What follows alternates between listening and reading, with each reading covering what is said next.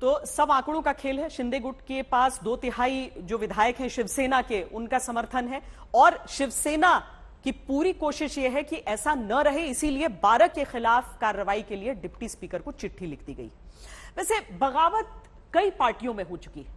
देश में अब तक ऐसे 3 किस्से मिलते हैं जब बगावत के बाद उस पार्टी पर बागी गुट ने ही कब्जा जमा लिया। क्या अब यही शिवसेना में भी हो सकता है?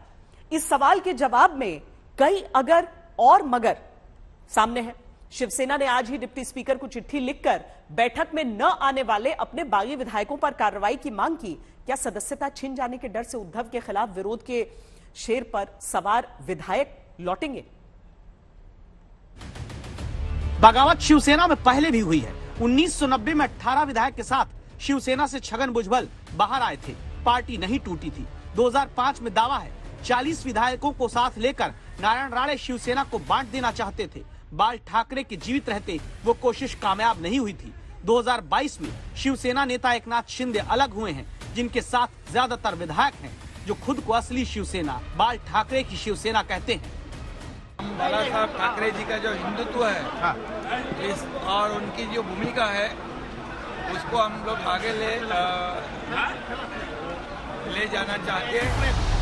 इसे सिर्फ बगावत कहना क्या सही होगा, जहां एकनाथ शिंदे ही बाल ठाकरे का असली सिपाही खुद को बताते हुए असली शिवसेना खुद को ही करार देते हैं।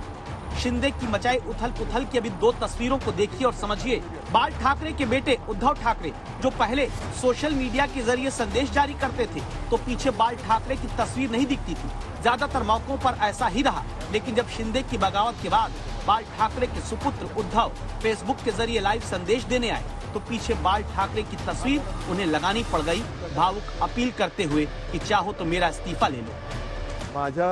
मी ज्यांना माझे मानतो त्यांच्यापैकी किती जण तिकडे गेलेत, किती जण माझ्या विरुद्ध मतदान करतील, नाही. एकाने जरी माझ्या विरुद्ध मतदान केलं तरी ते माझ्यासाठी लाजिरवाणी गोष्ट आहे. आणि म्हणून मला एकही मत माझ्यावरती त्यांना अविश्वास ठराव दाखवण्याची वेळ येऊ नये म्हणून त्यांनी मला सांगावं. मी कुठेही त्या नावाचा उच्चार करणार नाही, वाच्यता करणार नाही. तुम्ही सांगा मी मुख्यमंत्रीपद सोडलं, बस. याच्यावर आणखीन काय सांगू? मी माझं मन घट्ट करून तयारीने बसलेलो आहे. मात्र बांधवांना आणि भगिनींना एकच सांगेन की जे प्रेम तुम्ही आजपर्यंत दिलं, उद्या मी सांगितलेलंच आहे की मुख्यमंत्रीपदी माझी राहायची अजिबात इच्छा नाही. पण त्याच्यानंतर सुद्धा जेव्हा जेव्हा आपली भेटगाठ होईल, ती मात्र जसा मी फिरत जाईन तशी प्रत्यक्ष होईल, तेव्हा मात्र तुम्ही हे दाखवत असलेलं प्रेम हे सदैव असंच कायम ठेवा। कहा जाता है कि जिन बाल ठाकरे स्टाइल की राजनीति को लेकर फिल्म तक बॉलीवुड ने बना दी। मुझे जो सही लगता है मैं करता हूं, वो चाहे भगवान के खिलाफ हो, समाज के खिलाफ हो, पुलिस कानून या फिर पूरे सिस्टम के खिलाफ क्यों ना।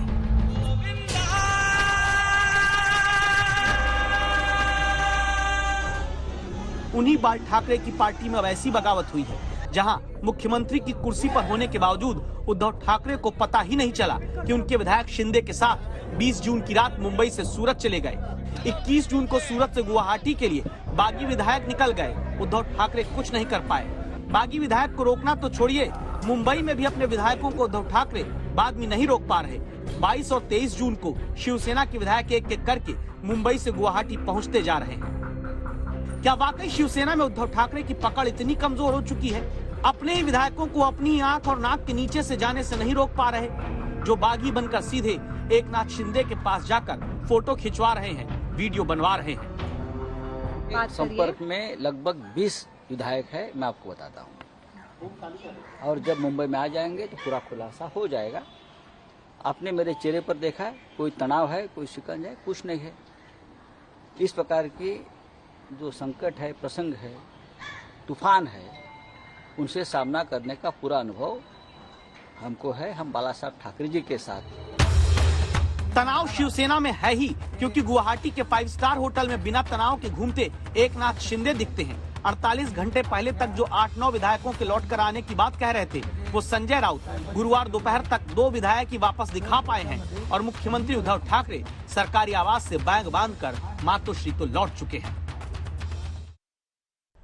उद्धव ठाकरे और संजय राउत बागी विधायकों से कहते हैं कि जो कुछ बोलना है सामने आकर कहो, जबकि मुंबई के समुद्र किनारे रहने वाले शिवसेना के बागी विधायक 7 दिन पहले अयोध्या में हिंदुत्व की कसमें सरयू किनारे खा रहे थे। अभी यही विधायक ब्रह्मपुत्र के किनारे वाले असम के होटल में ठहरे हुए हैं। क्या शिंदे गुट मान जाएगा? अगर नहीं तो क्या होगा? अगर बगावत के कारण स्थिति ऐसी बन जाएगी कि कहना पड़ेगा सत्ता की सुविधा में दोनों गए, माया मिली न राम, माया यानी सीएम पद की कुर्सी और राम यानी हिंदुत्व की राजनीति।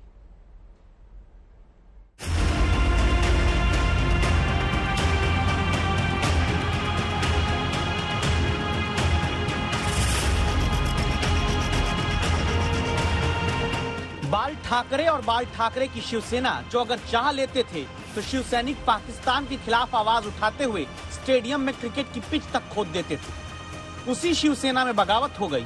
महाराष्ट्र की सड़क पर बगावत करने वाले एकनाथ शिंदे को बाघ बताते हुए पोस्टर लग गए। क्या ये बाल ठाकरे और शिवसेना की पुरानी आक्रामक राजनीति के अंत का दौर है, या फिर कहें ये कहना भी जल्दबाजी है? राजनीति में कुछ भी लिखित में नहीं होता। ये तस्वीरें अभी देखिए, जहां लोगों ने एकनाथ शिंदे के समर्थन में पोस्टर बैनर लगाए हैं। महाराष्ट्र की सियासत में शिवसेना को शिवसेना के भीतर से ही चुनौती देने का ये सबूत है। इसीलिए पहला सवाल है, क्या ज्यादातर बागी विधायकों के साथ एकनाथ शिंदे ही असली शिवसेना बन सकते हैं? मुझे लगता है पहले तो मुख्यमंत्री का बिहेवियर, जिस तरीके से वो पिछले 2-2.5 सालों से जो महाराष्ट्र को जिस दिशा में लेके जा रहे हैं, वो सबसे बड़ा संकट पहले हमारे महाराष्ट्र पे है। और उनके ही पार्टी के अगर 1/3 5 जो एमएलएज हैं वो वैनिश्ड होते हैं।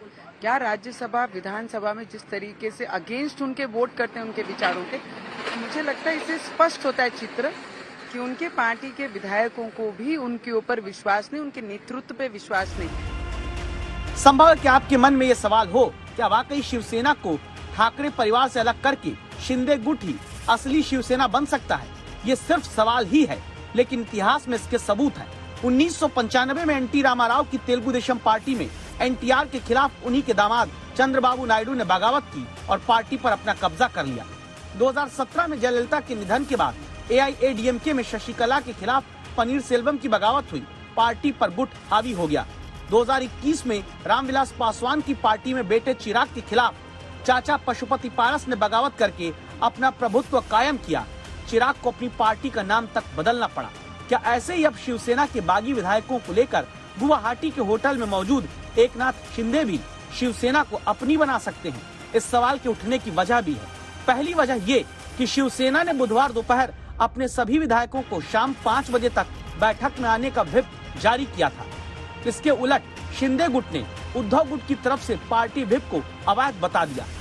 शिंदे गुट ने शिवसेना की तरफ से घोषित चीफ व्हिप सुनील प्रभु को हटाने की घोषणा कर दी। साथ ही शिंदे गुट ने अपनी तरफ से भरत गोगावले को इस पद पर नियुक्त भी कर दिया। इन सब प्रस्तावों पर शिवसेना के शिंदे गुट की तरफ से 34 विधायकों के हस्ताक्षर दिखते हैं। शिवसेना शिंदे गुट ने कल एक मीटिंग की है 21 जून को। इस मीटिंग में उन्होंने बाकायदा एक रिजोल्यूशन पारित किया हुआ है। यह रिजोल्यूशन ये कहता है कि जिस तरीके से ये गठबंधन 2019 में हुआ था, शिवसेना, कांग्रेस और एनसीपी का, वो पब्लिक ओपिनियन को डिफाई करने वाला एक गठबंधन था।